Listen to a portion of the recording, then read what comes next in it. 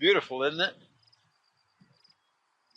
We just had a big old thunderstorm roll through the area right here with a lot of rain coming down and thunder and lightning, and it was really cool. And now I'm sitting here next to the frogs, and we'll see what happens. Yep, right on cue. Awesome. Hey, it's Glenn Rawson, and this storm today reminded me of a story that comes out of the New Testament Stories book that I'd like to share with you. Years ago, when I was a seminary and institute teacher, we had meetings in the Utah Valley. But in the evening, we had a meeting that was supposed to be held somewhere in Salt Lake. So we drove up from Provo, and as we were coming over the point of the mountain, I looked off to the west out here, and I could see a thunderstorm rolling across the Salt Lake and headed right into the town, right into the city. And I thought, that's going to be one heck of a storm. I could tell by the clouds.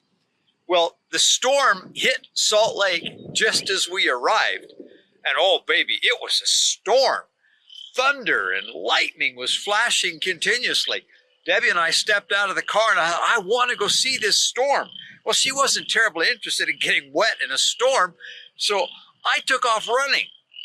And I ran across Temple Square. She holed up in one of those little shelter things, and I ran across Temple Square over to the North Visitor Center where there was that great big display of glass. And I ran up onto the rotunda, and I'm standing there looking out through that glass at this marvelous storm. And it knocked out the lights on Temple Square right in the middle of a choir practice.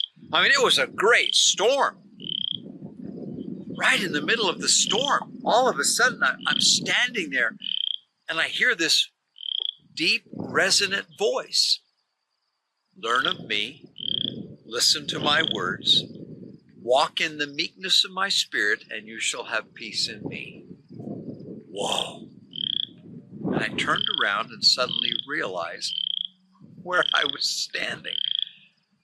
Right in front of the Christus, right between those arms. I turned around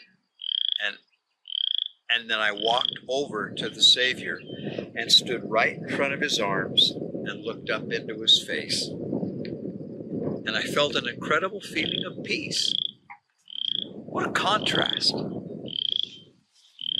Storms, lightning, thunder, danger, chaos, tumult out here in the world.